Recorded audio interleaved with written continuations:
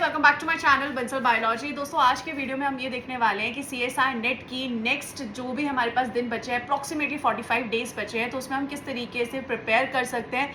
Each and everything we are going to see. And देखिए दोस्तों, ये जो वीडियो है उन सभी स्टूडेंट्स के लिए है जो ऑलरेडी प्रिपेयर कर रहे थे जनवरी से। डोंट एक्सपेक्ट दिस कि अब आप तैयारी शुरू करोगे एंड जीरो से अब तैयारी हो जाएगी। अगर आप ऐसे स्टूडेंट हैं जो अब तैयारी शुरू कर रहे हैं तो please go for December 2026। And जिन स्टूडेंट्स ने अच्छे से प्रिपरेशन की है वो अपनी प्रिपरेशन को और बेटर किस तरीके से कर सकते हैं। We are going to discuss everything about this in this video. So let's get started.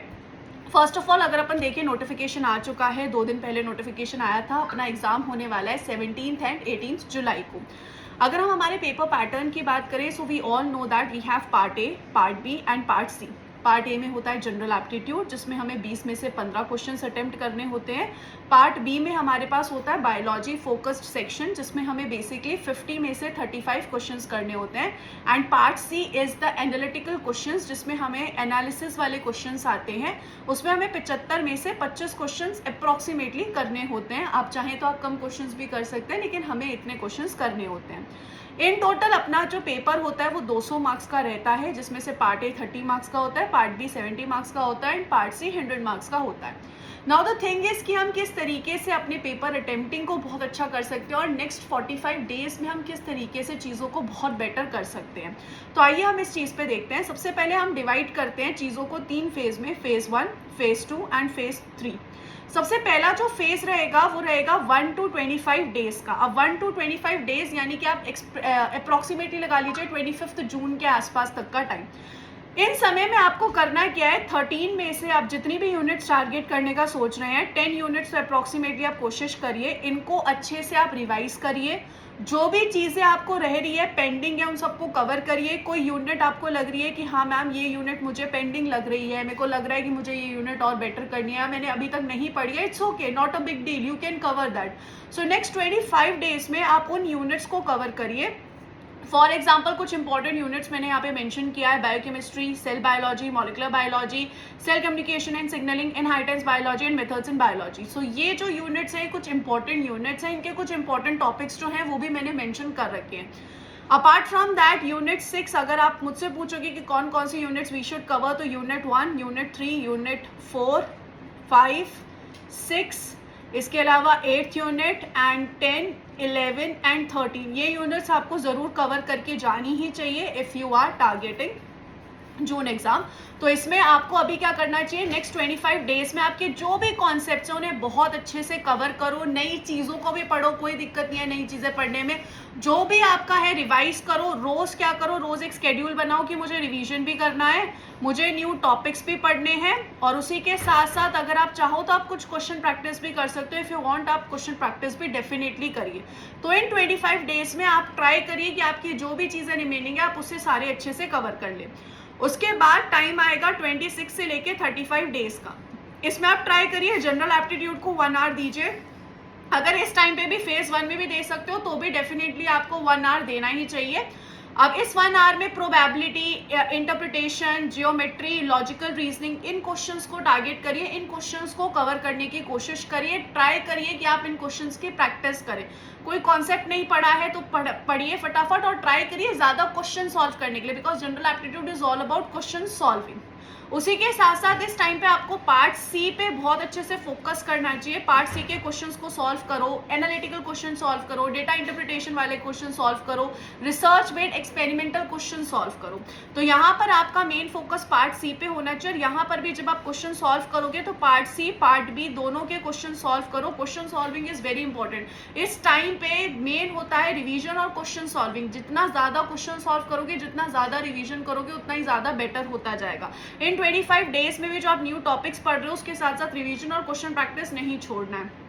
Last के जो यहाँ पर 26 से लेकर 35 तक के दिन है, इसमें तो पूरी तरीके से question practice, question practice, question practice करनी है। जो आपके नोट्स बनाए हैं उस नोट्स को बस रिवाइज करना है, रिवाइज करना है, रिवाइज करना है, न्यू क्वेश्चन प्रैक्टिस करना है, PYQs करना है, पार्ट सी को बहुत अच्छे से करना है। और जो भी चीज़ें गलत हो गई है उनका एनालिसिस करो। ऐसे नहीं है कि हाँ भाई गलत हो गई छोड़ रहे हो, नहीं, अच्छे से उनका एनालिसिस करते चलो। फिर मैं यहाँ पे बीच में ही आपके डे 30 से 45 में फेज 3 भी लेकर आ रही हूँ, जिसमें आपको मॉक्स देने शुरू कर देने हैं। बिकॉज एट द एंड आपको पता तो चलेगा मॉक से कि भाई हमने जो प्रिपेयर किया है, जितना भी प्रिपेयर किया है वो हम ठीक से अटेम्प्ट तो कर पा रहे हैं ना, हमारी स्ट्रैटेजी तो ठीक जा रही है ना, हम कॉन्सेंट्रेट तो कर पा रहे हैं, हर एक चीज हम अप्लाई तो कर पा रहे हैं जो भी हमने पढ़ा है। तो आप 9 से 12 की शिफ्ट में बैठ के पढ़ो, 3 से 6 की शिफ्ट में बैठ के एग्जाम दो, बिकॉज इन दोनों में से किसी एक शिफ्ट में हमारा एग्जाम जो है वो रहेगा। तो इन शिफ्ट में बैठ के एग्जाम दो ताकि तुम्हारा CSI नेट लेवल जैसा पूरा बैकग्राउंड बने, पूरी चीजें बने, और तुम्हें जब एग्जाम देने जाओ तो ये लगे कि यार ये तो हम घर पे इतनी बार हमने क्वेश्चन प्रैक्टिस किए, इतनी बार हमने मॉक्स दिए हैं, तो सेम फीलिंग आए। तो ट्राई करो मॉक्स देने की, एटलीस्ट ट्राई करो 5 मॉक्स तो आप दो ही दो। उसी के साथ साथ कोई भी PYQ पेपर स्पेशली जो 2025 का है उसको भी 3 आवर की अलार्म लगा के डेफिनेटली सॉल्व करना दोस्तों। बहुत ज़्यादा इंपॉर्टेंट है ये चीज़, बहुत बहुत बहुत इंपॉर्टेंट है। इस चीज़ पे बहुत ज़्यादा फोकस करना, रिवीजन क्वेश्चन प्रैक्टिस पे बहुत ज़्यादा फोकस करना। अब इसके अलावा अपनी एक एरर लॉग बना के रखना, जो भी मेरे मॉक टेस्ट में दिक्कत हो रही है, जो भी मेरे इनकरेक्ट क्वेश्चंस आ रहे हैं, जहां पर भी मेरे को रिवीजन में दिक्कत आ रही है, उन सबको ध्यान रखना ताकि लास्ट जो 10 डेज होंगे आप उन्हें अच्छे से रिवाइज करना। और लास्ट दिनों में ट्राई करना, जैसे मेटाबॉलिज्म जैसे टॉपिक है या ऐसे टॉपिक जो हमें लगते हैं कि हम भूल जाते हैं, उन टॉपिक्स पे ज़्यादा फोकस करो और उन टॉपिक को अच्छे से रिवाइज करो। एग्जाम डे स्ट्रैटेजी आपकी दोस्तों क्या रहनी चाहिए? एग्जाम डे स्ट्रैटेजी में आप सबसे पहले क्या करो, सबसे पहले आप पार्ट सी के साथ शुरू करो। सबसे पहले आप पार्ट सी के साथ स्टार्ट करना, पार्ट सी को पहले लेकर जाओ, फिर पार्ट बी को लेकर जाओ, फिर पार्ट ए को लेकर जाओ। ट्राई करो कि एग्जाम को 2 से 3 राउंड में कवर करो। सबसे पहले पार्ट ए से आपने पार्ट सी से शुरू किया, पार्ट सी को 50 मिनट दे दिए, फिर आप पार्ट बी पे गए, उसको 20 मिनट दे दिए, फिर पार्ट ए पे गए 20 मिनट दे दिए, उसके बाद फिर से आप पार्ट सी पे गए, जो क्वेश्चन बच गए, फिर पार्ट बी पे गए, फिर पार्ट ए पे गए, फिर एक बार फिर से यही चीज को दोहराओ।